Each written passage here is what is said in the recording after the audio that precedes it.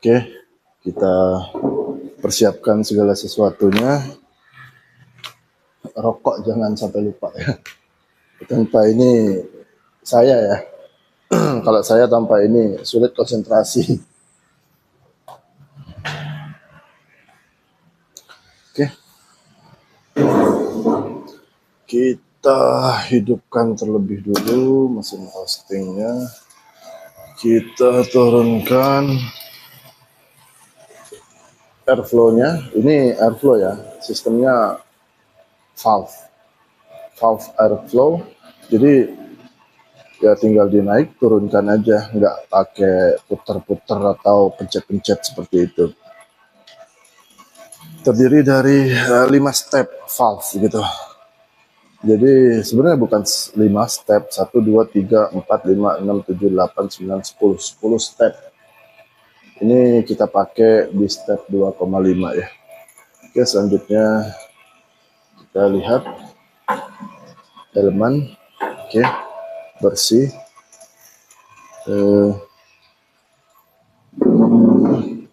Kita akan memasang gas. Menyambungkan gas atau istilah kerennya mengoneksikan gas. Gas kita tutup terlebih dulu. Ini selanjutnya kita pasangkan. Kita periksa kembali apakah gas mengeluarkan gasnya atau terjadi kebocoran atau tidak. Selanjutnya kita akan setel tekanan gasnya itu ke 0,02 MPa ya, MPa. Oke, perlahan-lahan saja naik terus.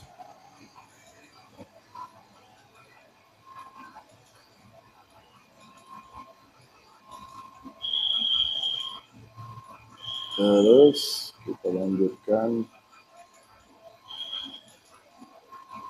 Oke, selesai. Nah, sekarang kita akan memanaskan atau preheat mesin terlebih dulu ya. Terlebih dahulu. Jadi preheat mesin itu sangat penting. Untuk apa?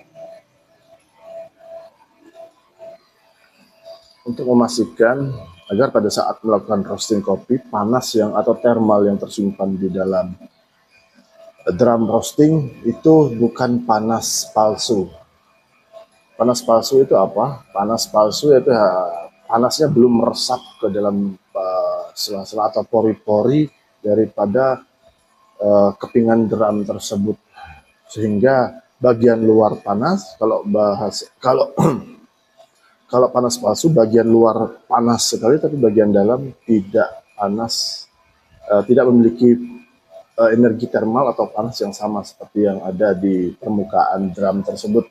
Jadi kita akan langsung memanaskan mesinnya. Ini ritual wajib bagi para roaster ya, gitu ya. Oke, kita akan menggunakan artisan juga untuk melakukan pemanasan mesin. Oke, sudah. Dan kita mulai. Kita hidupkan. Pemanasan akan berlangsung sekitar 25 sampai dengan 35 menit. Oke, kita mulai hidupkan. Tes preheating.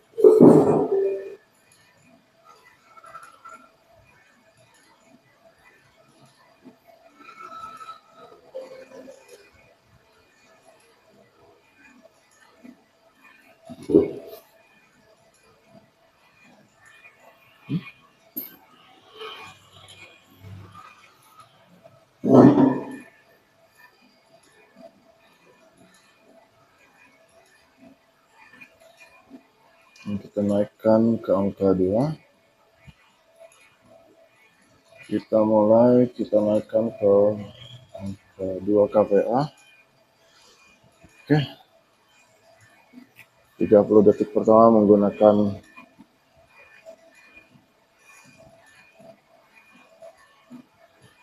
2 kPa. Selanjutnya kita akan naikkan menjadi 4 kPa.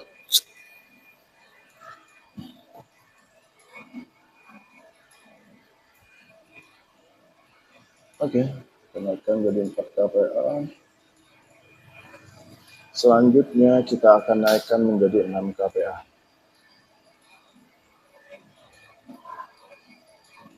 Pada setelah 1 menit.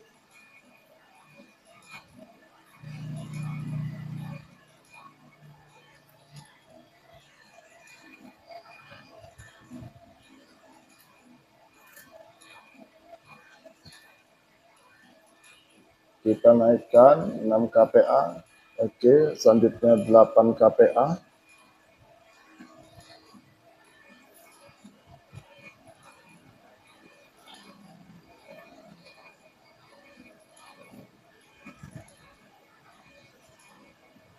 kPa akan kita naikkan di detik atau menit ke 1.30.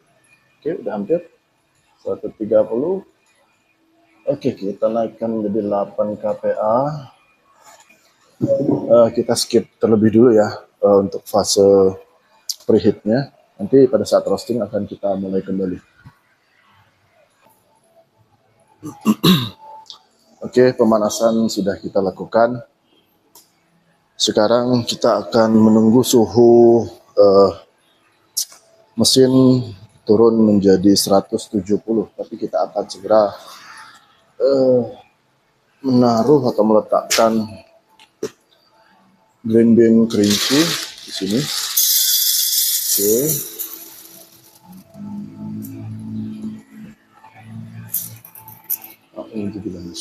Bismillahirrahmanirrahim.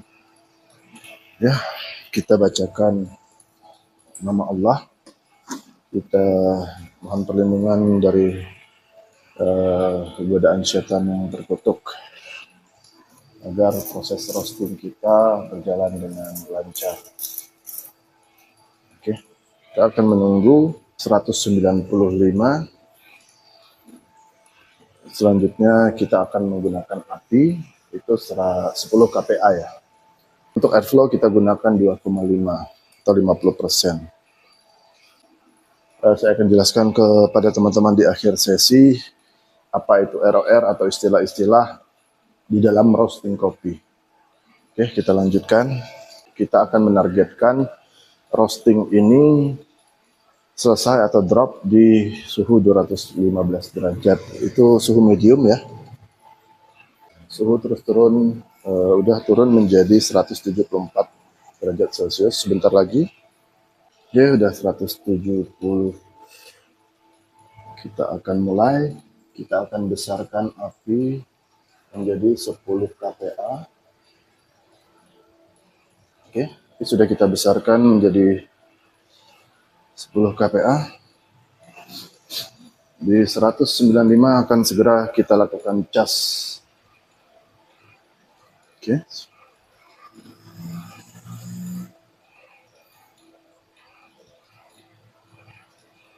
Bismillah. Oke. Kita cas di sini.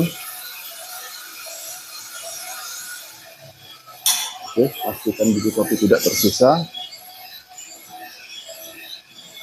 Oke. Oke. Pada menit pertama kita akan melakukan pengecekan trier daripada mesin roasting.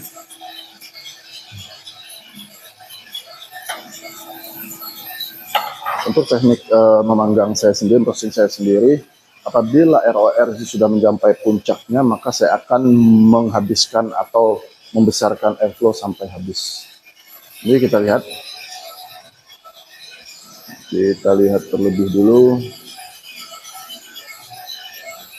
Oke, hampir 1 menit. Turning point belum terjadi. Oke, sudah 1 menit lewat 1 detik. Oke. Kita lihat apakah ada defect yang terjadi atau cacat pemanggangan di awal. Ternyata tidak. Oke. Turning point pada suhu belum terjadi.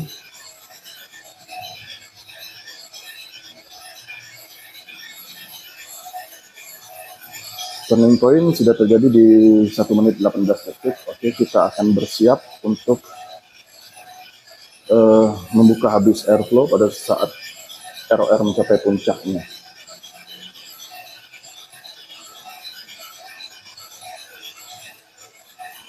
Kita tunggu. ROR belum mencapai puncak. Kita cek kembali karena udah hampir 2 menit. Oke, ROR sudah hampir memasuki puncak.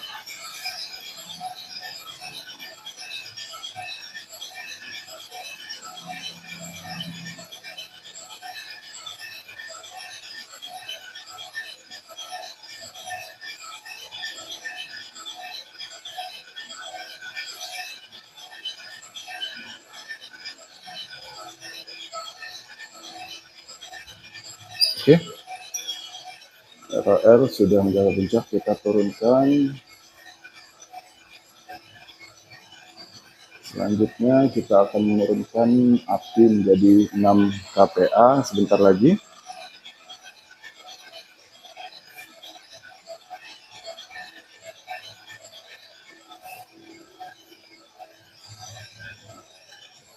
Oke, kita turunkan menjadi 6 kPa. 6 kPa kita turunkan.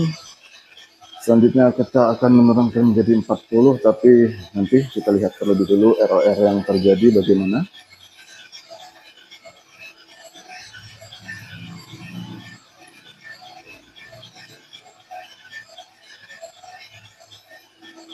Kita akan menurunkannya ke 35 saja. 35.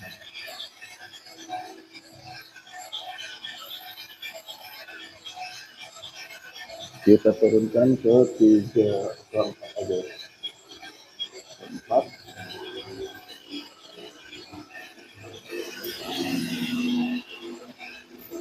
Sudah itu kita turunkan menjadi 2,5.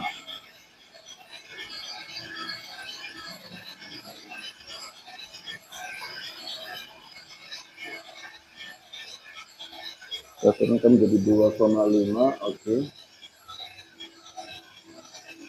Oke. Belum memasuki drying end, belum. Kita tunggu. Sudah. Bentar. Oke, sudah drying end. Fase drying end sudah terjadi. Kita klik. Selanjutnya kita akan menurunkan ke 1,5 kPa.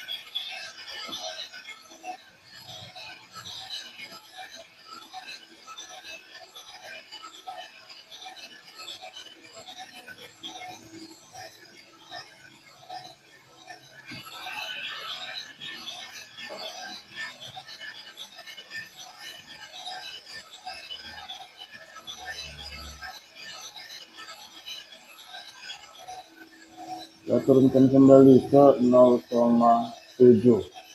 Oke.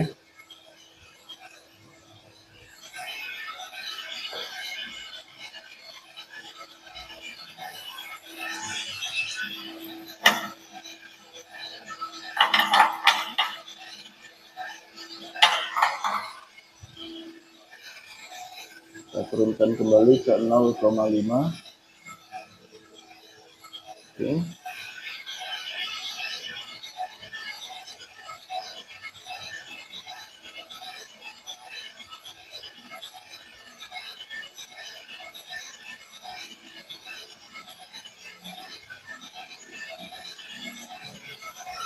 Oke, kita hampir memasuki fase first crack. Perhitungan saya fase first crack akan terjadi pada suhu 200 sampai 205 derajat. Jadi kita lihat beams. Kita akan berusaha memperlambat.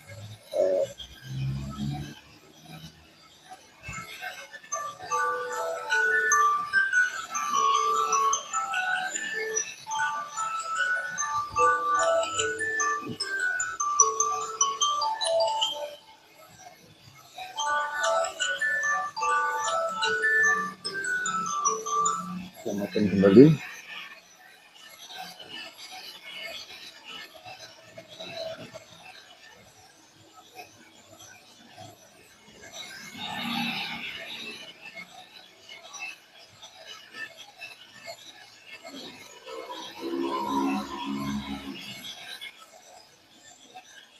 Kembali kita turunkan.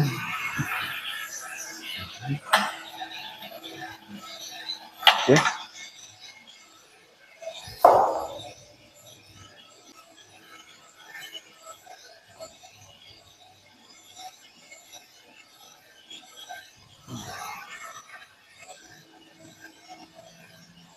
Oke. Kita akan menunggu first crack.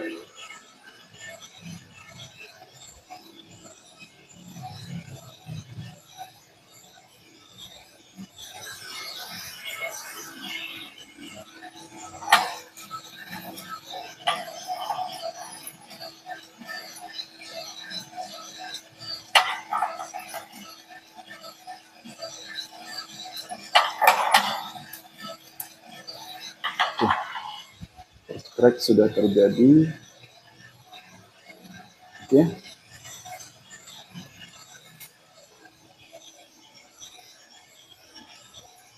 Kita akan menurunkan suhu. Kita turunkan.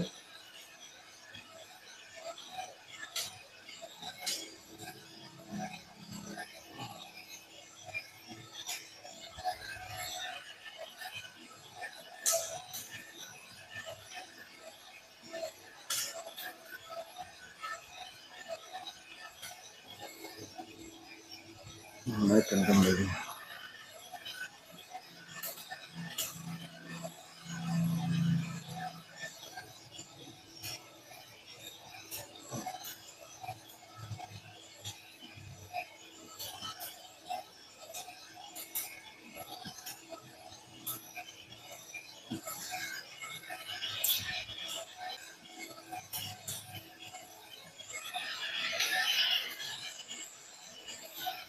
Eh, 215 fase developmentnya akan kita buat menjadi 2 menit 30 detik atau bahkan 3 menit.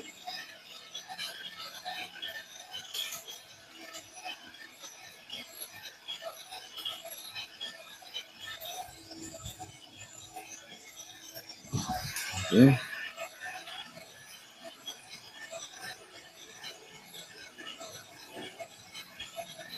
Kita akan menuju ke 215 derajat.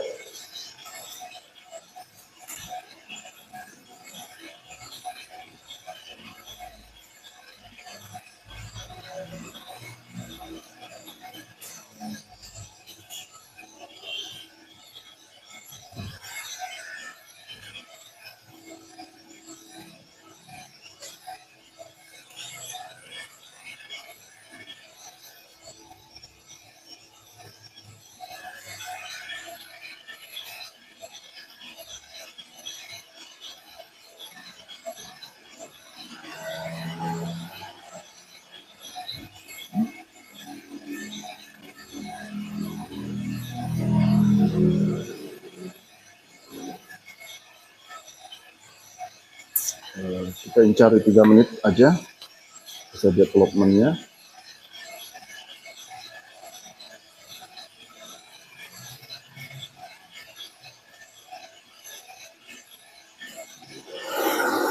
Oke, lagi kita sudah hampir memasuki sini.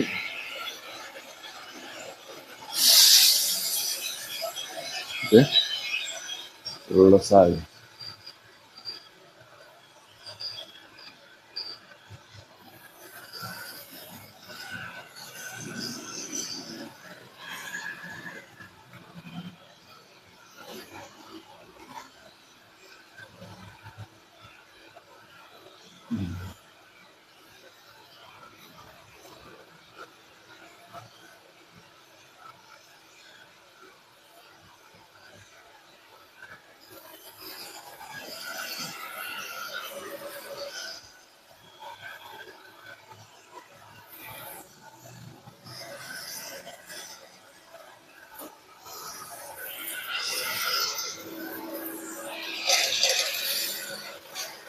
Profile roasting kita hari ini medium ya, di 214, kurang 1 angka ya.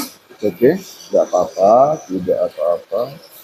Yang pasti ini untuk espresso nanti akan kita oke, coba mungkin bisa dilihat ya, bisa dilihat warnanya medium ya, ini medium. Nanti kita akan lakukan pengecekan dengan menggunakan Actron color meter ya. Ini bisa dilihat ada biji yang berbeda warna. Ini dinamakan Quaker. Quaker sendiri adalah sebuah fenomena di mana biji kopi atau buah kopi itu tidak sempurna pematangannya, atau tidak dikarenakan tidak cukupnya nutrisi dari pohon. Jadi Quaker ini memang tidak bisa dideteksi atau terlihat pada saat disortir, pada saat green bean masih belum di roasting. Nanti kita akan sortir kembali. Fase drying kita itu selesai di 4 menit 21 detik. Selanjutnya fase Maillard kita itu selesai di 3 menit 21 detik atau 30%. Untuk fase drying tadi 40%, 40,1%. Untuk fase Maillard itu 30,9%. Selanjutnya sisanya itu di fase development time. Development pengembangan biji kopi tersebut agar biji kopi tersebut matang hingga ke dalam. Itu waktunya di 3 menit 9 detik atau di 29%. Jadi untuk espresso saya biasa menggunakan 2 menit 50 sampai dengan 3 menitan. Tapi enggak sampai 3 menit 30. Biasanya di durasi atau fase-fase menit atau waktu seperti ini. Mungkin bisa dilihat juga ini sebentar kurva roasting. Kurva roastingnya seperti ini teman-teman. Nah, sebentar kita dekatkan. Nah, ini kurva roasting yang tadi saya lakukan.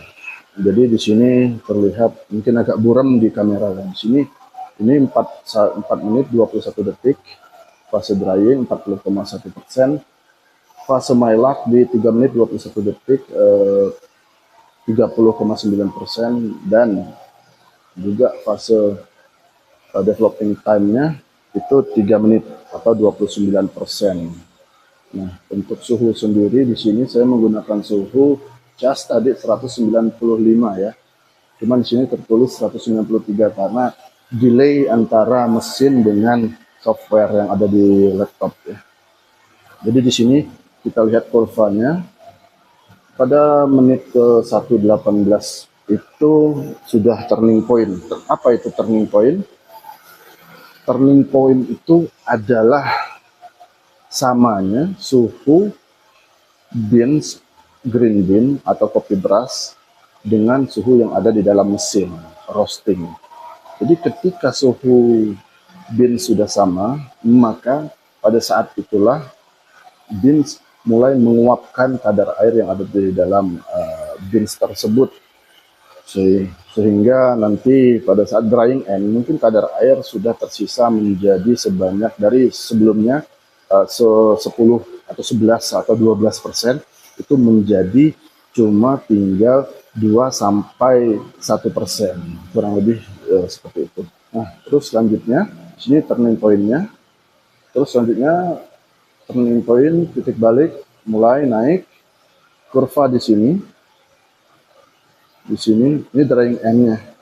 Ini fase drying berakhir DE drying end. Jadi berakhir. Jadi di sini kurvanya turun. Yang harus diperhatikan ketika kita merosting itu kurva harus kita jaga. Bentuk kurva roasting itu harus terjaga, terutama untuk ini yang biru ya, yang biru ini dinamakan dengan ROR, kurva ROR atau rate of roast. Jadi itu kenaikan suhu beans ya, beans per menit. Nah, kalau di sini Saya pakai untuk fase drying itu saya menggunakan 25,1 derajat Celcius per menitnya. Nah, sementara nanti ini terakumulasi sehingga suhu total yang saya pakai di 10 durasi roasting itu 10 menit 51 detik ya. Nah, itu suhunya terdiri dari suhu drying, suhu Maillard, dan suhu development time ya. Itu. Sementara kita kembali ke sini untuk fase Maillard, saya menggunakan 11,6 derajat Celcius per menitnya, sehingga didapatkanlah itu durasi 3 menit 21 detik. Untuk sebelumnya saya akan menjelaskan kembali, kita kembali ke fase drying. Fase drying itu suhu beans selesai drying atau drying ends itu di suhu 167,9. Sebenarnya 165 sih tadi, cuman karena saya terlambat untuk ngeklik ya, jadi terus berjalan akhirnya di 167,9. Tapi tenang, bisa kita perbaiki, kita bisa memperbaikinya seperti ini. Bentar ya, kita akan perbaiki di sini 165. Nah, mohon maaf sebentar. 165 kita akhir pengeringan. Nah, sehingga 164,9 ya, it's okay. Sehingga fase Maillard kita berubah juga dari sebelumnya 30% menjadi 30,9% menjadi 32,3%. Durasinya 3 menit 30 detik. Oke, selanjutnya untuk fase drying juga berubah. Di sini menjadi 4 menit 12 detik atau 38,7%. Jadi keseluruhan waktu roasting tadi 10 menit 51 detik ya. Yang harus kita jaga pada saat roasting berlangsung itu adalah ROR tadi, kurva ROR. Sebagaimana yang ditunjukkan, yang saya sampaikan tadi, yaitu kurva berwarna biru, naik, terus turun. Nah, ROR ini penting. Mengapa? Karena dengan ROR inilah kita bisa menghitung berapa kenaikan suhu yang akan kita gunakan pada saat kita merosting, sehingga kita dapat mengestimasikan seberapa durasi yang akan kita gunakan untuk masing-masing fase, seperti fase drying, fase Maillard, dan fase development time ya, kurang lebih seperti itu. Itu sifatnya eksak pada dasarnya apabila kita sudah mengetahui beberapa variabel tentang kopi ini atau kopi yang akan kita roasting ini. Apa itu variabelnya? Seperti kopi ini rentang suhu untuk drying ends-nya itu di suhu berapa, terus di suhu berapa dia akan mengalami first crack. Nah, seperti itu. Ketika kita sudah mendapat atau mengetahui dua variabel itu, maka nanti kita bisa menghitung untuk selanjutnya bagaimana cara kita menempuh suhu drying ends itu. Misalkan tadi 165 derajat itu akan kita tempuh. Makin rendah suhunya, maka makin lama atau makin panjang suhu tempuhnya. Durasi tempuhnya. Nah, seperti itu. Makin tinggi, makin cepat durasi tempuhnya. Sama seperti fase Maillard juga seperti itu. Kita ingin Maillard ini misalkan contoh, kita ingin fase Maillard kita di 3 menit dengan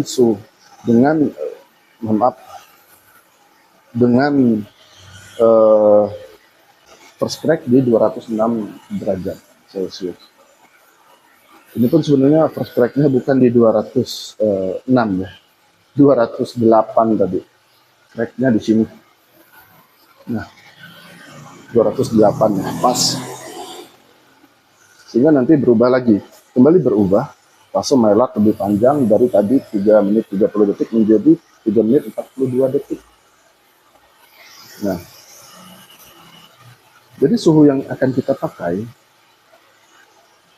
nanti kita akan melakukan pembahasan lebih lanjut, lebih dalam mengenai bagaimana cara menempuh durasi dengan estimasi durasi sekian, bisa kita tempuh durasi waktu yang sudah kita tetapkan untuk fase mylar. Dengan suhu berapa durasi yang sudah kita tentukan tersebut akan bisa kita capai. Nanti kita akan melakukan pembahasan pada sesi-sesi selanjutnya gitu ya. Untuk saat ini saya hanya ingin kawan-kawan mengetahui bagaimana merosting itu dan apa yang harus diperhatikan. Kurang lebih pada saat roasting yang pertama ini saya ingin mengenalkan kepada kawan-kawan bagaimana cara merosting dan apa yang harus diperhatikan. Jadi teman-teman juga tidak begitu familiar lagi. Jadi sudah familiar, saya mohon maaf, terkait dengan oh begini mesinnya, oh begini, dan lain sebagainya. Tadi saya katakan suhu cas di sini, ini suhu cas itu saya masukkan di 195 derajat Celcius. Tapi di sini tertulis 193 derajat Celcius karena memang terdapat atau terjadi delay antara mesin roasting dengan laptop atau komputer. Nah, seperti delay ini nggak banyak, ini cuma sekitar 1 sampai 1,5 detik seperti itu, bahkan mungkin milidetik. Nah, seperti ini. Nah, kurva sendiri harus kita jaga dari awalnya dia naik mendaki, terus dia menurun. Nah, pada saat menurun itu kita harus menjaga supaya kurva tersebut tetap penurunannya tidak terlalu curam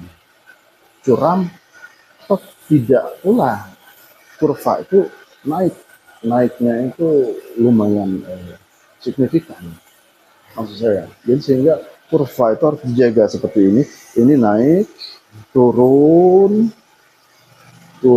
Nah di sini saya bermain api atau thermal dengan harapan ROR-nya bisa saya jaga di 10 atau 9 tadi, mulai dari 10 atau 9, sekian, sehingga kita bisa mendapatkan fase mylar yang panjang atau bisa merenggangkan fase mylar tersebut.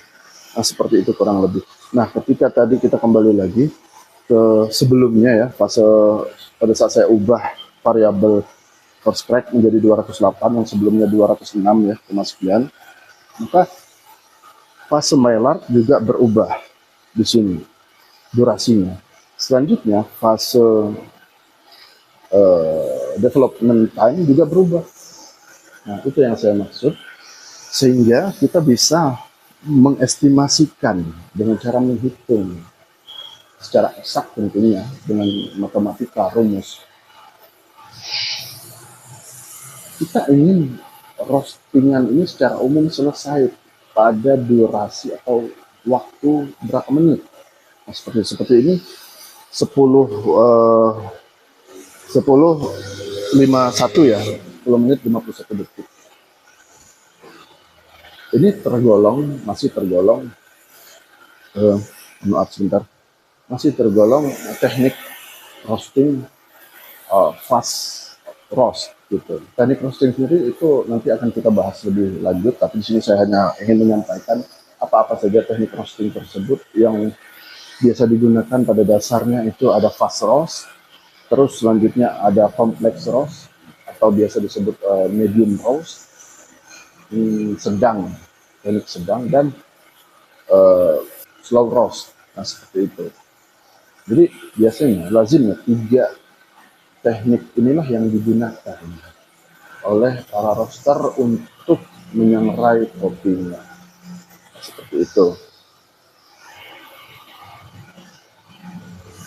Nanti kita akan bahas lagi mengenai hal-hal lainnya seperti tadi teknik roasting dan lain sebagainya secara mendalam, akan kita kupas secara mendalam. Nah, kembali ke kurva ROR yang warna biru ini tadi ya, itu kita harus menjaga supaya penurunannya itu tetap landai. Kenaikan sedikit, penurunan sedikit nggak apa-apa. Asal jangan naik tiba-tiba flip ya, disebut biasanya flip. Flip itu tanjakan, naik tiba-tiba tinggi sekali terus turun mendadak langsung curam, nah seperti itu. Itu bisa mempengaruhi. Apa yang dipengaruhi? Pertama, durasi roasting tentu saja. Kalau dia menanjak tiba-tiba menanjak tinggi, maka durasi roastingnya dipastikan kemungkinan besar akan selesai lebih cepat daripada yang ia tentukan. Sebaliknya, apabila turun curam suhu ROR-nya itu, maka dipastikan kopi atau proses roasting akan berjalan lebih lama daripada yang ia tentukan. Nah, mungkin itu yang bisa saya sampaikan, seperti grafik ROR saya turun, terus ini naik sedikit, turun dikit, turun lagi, turun. Nah, seperti itu yang kita inginkan untuk grafik roasting. Oke, saya akan jelaskan. Ini grafik ini yang berwarna ungu tua ini adalah beans temperatur. Sedangkan yang merah yang atas ini itu adalah drum temperatur, atau biasa juga diistilahkan sebagai environment temperatur. Apa itu beans temperatur? Beans temperatur adalah ini, bentar. Ini beans temperatur. Ini beans temperatur. Dan inilah temperatur patokan atau pedoman kita atau roaster biasanya untuk merosting, dalam roasting. Sedangkan ini adalah environment temperatur, yaitu suhu drum secara keseluruhan. Suhu drum secara keseluruhan atau temperatur drum secara keseluruhan. Sementara beans temperatur ini adalah suhu daripada biji kopi yang ada di dalam tersebut yang sedang di roasting. Namun pada dasarnya kedua suhu ini atau temperatur ini itu saling berkaitan. Saling berkaitan, erat sebenarnya kaitannya. Dengan apa kaitannya tersebut nanti akan kita bahas pada sesi selanjutnya ya. Nah, mungkin berhubung kopi kita sudah selesai proses cooling down ya, atau pendinginan, maka kita akan segera memasukkan atau mengeluarkan kopi tersebut dan memasukkannya ke dalam wadah yang memang sudah kita siapkan. Ini seperti ini.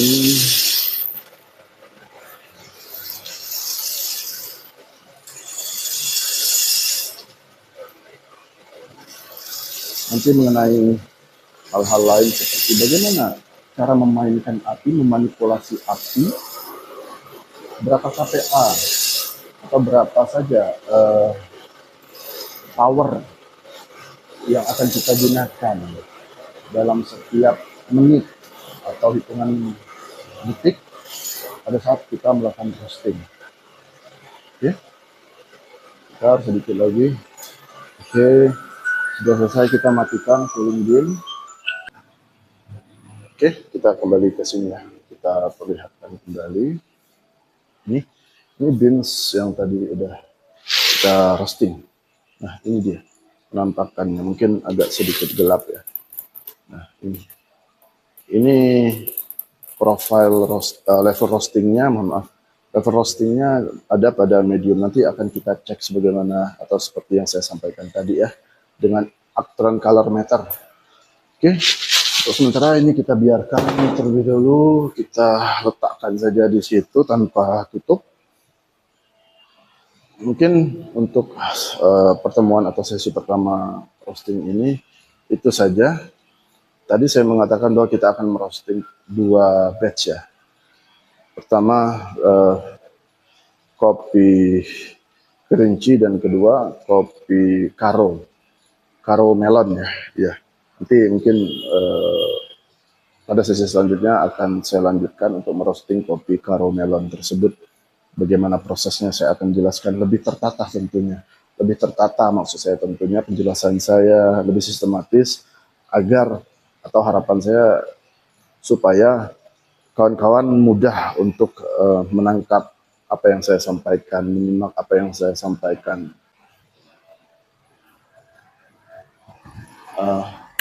Oke.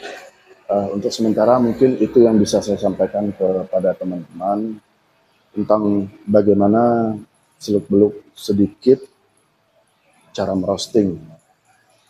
Mungkin nanti di kemudian hari, beberapa hari lagi saya akan melanjutkan merosting kopi lain, yaitu kopi karo. Prosesnya nanti akan saya sampaikan, proses pasca panennya maksud saya. Tapi untuk sekarang mungkin cukup ini lebih dulu yang saya sampaikan ke teman-teman. Tentunya nanti pada saat sesi selanjutnya saya akan berusaha untuk menyampaikan kepada teman-teman atau kawan-kawan semua itu bagaimana cara merosting, tentunya dengan istilah-istilah roasting yang ada sekarang, dengan bahasa atau penyampaian secara sederhana, sistematis, agar teman-teman atau kawan-kawan mudah memahaminya. Mungkin itu sementara. Ini kopi kerinci, prosesnya proses pasca panennya itu natural atau klasik natural ya, biasanya disebut seperti itu. Ini saya roasting untuk keperluan espresso. Sebenarnya tadi saya mau roasting juga kopi robusta sebagai base blendnya, sedangkan kerinci itu untuk blendingnya atau campuran blendnya. Cuman ternyata pada saat saya udah mengeluarkan ini kopi robustanya, ini kopi robustanya, cuman saya udah keluarkan tadi. Ternyata saya lupa bahwa saya belum melakukan checking terhadap kadar air kopi ini, green bean ini, dan juga belum melakukan pengecekan atau checking densitas kepadatan biji kopinya, sehingga saya belum bisa melakukan roasting plan atau membuat roasting plan, rencana roasting maksud saya itu, untuk bagaimana cara merosting kopi ini. Karena untuk merosting kopi itu tidak bisa asal, kawan-kawan. Kita harus menentukan berapa suhu charge kopi tersebut ketika akan kita roasting, dan itu korelasinya berhubungan erat dengan densitas atau kepadatan biji kopi dan juga kadar air yang ada di dalam kopi ini. Seperti itu. Jadi source penentuannya ada pada dua variabel tersebut. Nanti akan kita bahas lebih lanjut dan akan kita roasting live kembali untuk robusta ini. Ini sebenarnya robusta Lampung. Saya beli grade 1, teman-teman. Jadi grade itu secara singkat ada beberapa grade yang biasa umumnya dipakai, itu mulai dari asalan, terus naik lagi. Tapi saya biasanya membeli itu grade 1. Lalu saya sortir kembali. Sehingga menjadi grade-nya menjadi grade fine robusta, atau kalau arabica specialty. Itu tentunya grade yang paling tinggi, kawan-kawan. Supaya apa? Supaya apa yang saya roasting dan saya sajikan kepada para konsumen itu benar-benar kopi yang bermutu tinggi. Nah, seperti itu. Grade 1 sudah bagus, tapi saya berusaha untuk mempertinggi, menyortir kembali, dengan cara menyortir kembali grade-nya sehingga menjadi fine atau specialty. Ya tentunya saya pasarkan dengan harga yang tidak begitu mahal, alias terjangkau seperti itu. Saya berusaha untuk bagaimana caranya orang-orang dapat mengonsumsi kopi grade tertinggi dengan harga yang terjangkau tentunya, dan rasa yang benar-benar enak, nyaman, dan untuk sisi kesehatan benar-benar diperoleh dengan mengonsumsi kopi. Karena kita tahu bahwa minum kopi itu memiliki banyak manfaat, segudang manfaat teman-teman. Jadi jangan ragu untuk minum kopi. Oke.